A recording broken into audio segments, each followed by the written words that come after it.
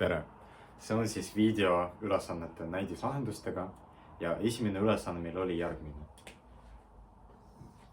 Meil on lihtsalt antud mingi kolmnurk, nagu alati tähistame seda ABC ja me tõmbame selles kolmnurgas lihtsalt kõik kõrgused, mis meil on. Ehk siis meil on mingi selline pilt ning tähistused on järgmised. Selle kõrguse aluspunkt on D, see on meil E ning see on meil F. Ja küsimus on selles, et me peame leidma 6 kõllnelinurka sellel joonisel. Ja kuidas me siis sellele ülesandele läheneme? Meenutame, et meenutame lihtsalt kõllnelinurka tunnuseid. Nelinurk on kõllnelinurk, kui tema vastasnurkade summa on 180 kraadi, see on siis esimene selline põhitunnus. Ning teine tunnus on see, et kui teil on 2 nurka, mis toetuvad samale küljele ning need nurgad osutavad võrdseteks, siis järelikult see on kõllnelinurk. Ehk siis need 2 tunnust, need 2 tunnust on siis need tunnused, mida me hakkame kasutama selleks, et leida need kõllnelinurkad. Aga jah, meil on päris palju täisnurki ja täisnurgad on head, sest 90 pluss 90 on 180. Ehk siis tegelikult, kui teil on 2 täisnurka mingis nelinurgas, osutub, et teil mingis nelinurgas on 2 täisnurka nagu vastasnurkadeks, siis te kohe saate teada, et see nelinurk on kõllnelinurk. Ja selles olukorras on meil täpselt ehk siis selles olukorras meil tekibki palju selliseid kõllnelinurki. Kui te vaatate näiteks, alustame siis näiteks selle nelinurgaga. A, F, H, E. Paneme tähele, et nurk AFH pluss nurk AEH on lihtsalt 180 kraadi, sest need 2 nurka on täisnurgad. Järelikult AFHE on kõllnelinurk.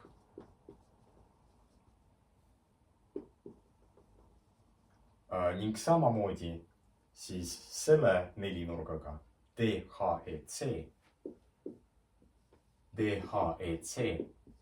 Ma juba ei kirjuta seda arvutlusse, see on nagu samasugune nagu selle nelinurga korral. Ehk siis me saame ka, et meil on nelinurk, millel on vastasnurgad mõlemad täisnurgad, ehk siis see on kõllnelinurk. Ja analoogiliselt meil ka CBDHF on samuti kõllnelinurk, kuna tema vastasnurgad on mõlemad täisnurgad. Ehk siis summa on 180 kraadi. Ehk siis me leidsime juba 3 kõllnelinurka, aga me vajame veel 3. Aga need teised, nagu teist tüüpi kõllnelinurki, aga teist tüüpi kõllnelinurgad on siis järgmised. Ehk siis paneme tähele, et peale nende kõllnelinurkade, mida me oleme juba käsitlenud, meil on olemas ka näiteks nelinurk BDEA. Vaatleme tähelepanelikult siis seda kõllnelinurka. BDEA. Paneme tähele, et nurk BDA on meil võrdne nurgaga AEB ja mõlemad neist on siis 90 kraadi. Järelikult jälle see on kõllnelinurk. Kirjutan K. Ja miks on kõllnelinurk? Sest need 2 nurka AEB ja BDA, nad on mõlemad võrdsed. Ja nad toetavad siis samale küljele, milleks on AB. Ning analoogiliselt me saame, et nelinurk CAFD on kõllnelinurk, sest vaadake nurgad AFC ja ADC on mõlemad 90 kraadi, nad toetavad siis küljele AC. Ning lõpus meil on olemas ka okei, mis see on? BDA me juba vaatasime, CAFD me juba vaatasime ja viimane neist. Praegu ei näe, aga see peaks kuskil siin olema kindlasti. Ja viimane neist on BFEC. Ja miks ta on küll nelinurk? No analoogiliselt eelmistega lihtsalt paneme tähele, et nurk BFC on meil võrdne nurgaga PEC ja need mõlemad on siis täisnurgad ja see tegelikult polegi oluline, et need mõlemad on täisnurgad, oluline on vaid see, et need on võrdsed ja need toetavad siis samale küljele BC. Ehk siis need 6 nelinurka on meil kõik küll nelinurgad. Ehk siis kui te tõmbate kõik võimalikult kõrgused, tähistate kõrguste aluspunktid mingite tähtedega ja tähistate ka seda kõrguste lõikepunkti hashiga, siis teil tekib nagu päris palju küll nelinurki. Ja see on siis veel üks asi, miks kõrguste lõikepunkt on hea punkt, millega siis töötada. Ja veel teine punkt selles ülesandes oli siis tõestada, et kehtivad mingid korrutiste võrdlused, aga need on tegelikult päris ilmsed. Lihtsalt ma teen ühe läbi ja teised on analoogilised. Et võtame näiteks, me tahame tõestada, et CE korda CA on meil võrdne CD korda CB. Me tahame seda tõestada. Aga tegelikult me ju teame eelnevalt, et kui teil on olemas mingi küll nelinurk, see ei ole küll nelinurk. Ma joonistan kuidagi teistmoodi, et see nagu näeks välja nagu küll nelinurk. Ma ei tea, et olgu meil nagu. Ma ei tea, näiteks kuidagi niimoodi. See on juba küll nelinurk. Et kui te teate, et teil on mingi küll nelinurk ABCD, siis kui te pikendate need küljed lõikumiseni, siis te saate, see oli meie punkti potentsi teema. Te saate kohe seda kätte, et XB korda XA on võrdne XC korda XD. Seda fakti me oleme siis juba korduvalt kasutanud.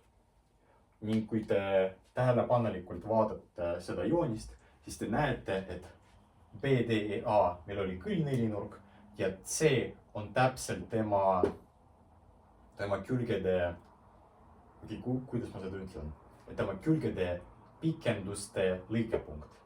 Ning järelikult me võime lihtsalt seda teoreemi rakendada selles olukorras ja saada, et C korda CA on võrdne CD korda CB.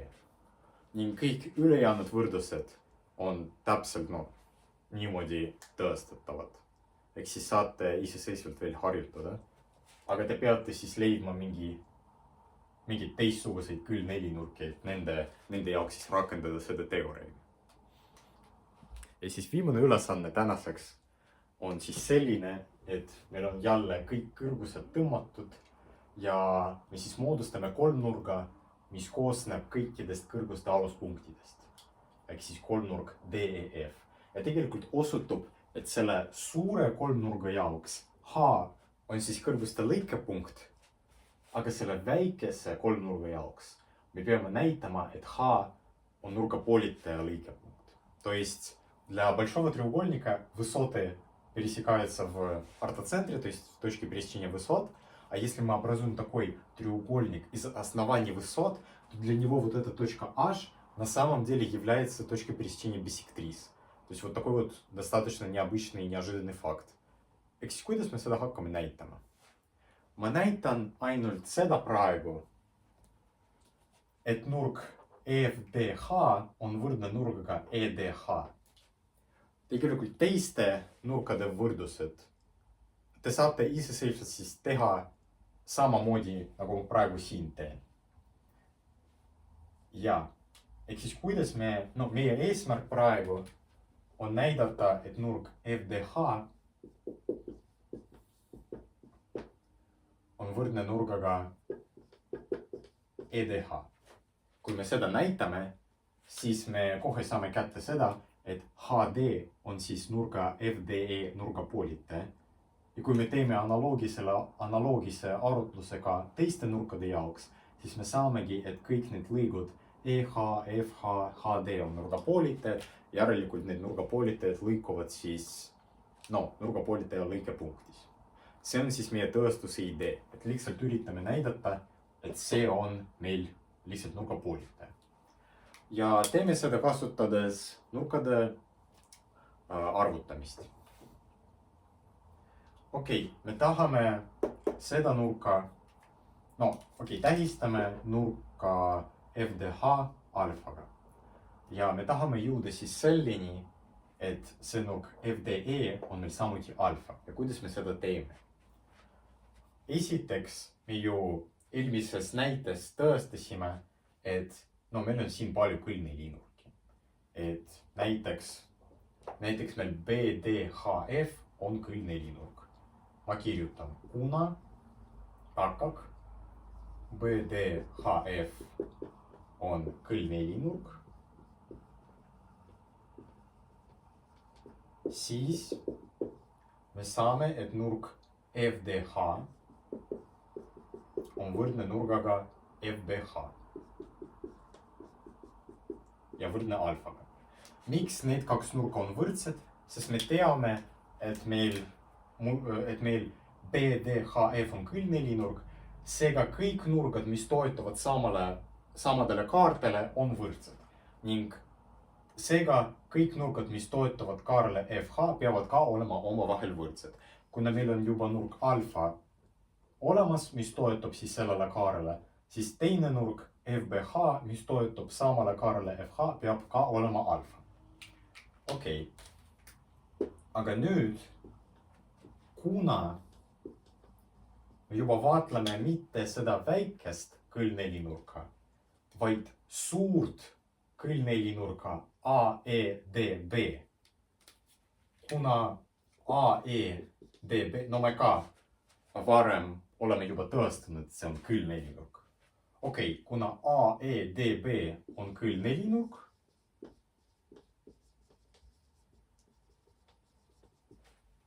siis me teame, et nurk ABE, aga vaadake tähelepanelikult, nurk ABE on täpselt nurk FBH, kuna punktid AFB ja EHB asuvad kõik ühel sirgel. Seega tegelikult nurk ABE, ma kirjutan seda siia, ta on võrdne nurgaga FBH. Ja see on alfa. Aga vaadake, see on kõlnelinurk. Nurk ABE toetub kaarele AE. Ja meil on olemas veel üks nurk, mis toetub samale kaarele AE. Ja see on nurk ADE. Ning seega me saame, et kuna need kaks nurka toetuvad samale kaarele AE, siis nurk ABE on võrdne nurgaga ADE. Aga nurk ADE, kui te tähelepanelikult vaadate, see on sama, mis nurk HDE. See oli alfa, tegelikult me saamegi, et nurk HDE on samuti alfa. Ehk siis me oleme tõestanud, et lõik HD on nurga HDE nurgapoolitajad. Nüüd teie ülesanne, kui te ei ole veel lõpuni seda ülesannet lahendanud, siis üritage iseseisvalt kahe ülejäänud nurga jaoks teha sama arvutus läbi. Et tõestada, et need kaks nurka on võrdsed ning need kaks nurka on samuti võrdsed. Ja siis kui te seda teete, tegelikult nagu selle nurga jaoks on täpselt sama arvutus, mis siin, aga te lihtsalt peate leidma natukene nagu teistsuguseid kõlnelinurki selleks, et see nurkade arvutus läbi viia. Aga tegelikult ideed on täpselt samad. Ehk siis kui te ei ole veel seda teinud, siis tehke iseseisvalt lõpuni see lahendus ära. Aga need olid siis kõik tänase tunni ülesanded. Need olid küll tõestusülesanded, aga ma loodan, et te saite nendega hakkama. Või kui ei saanud, siis vähemalt need minu selgitused olid, no ma loodan, et olid arusaadavad. Näeme siis juba järgmisel nädalal. Ja veel üks hetk.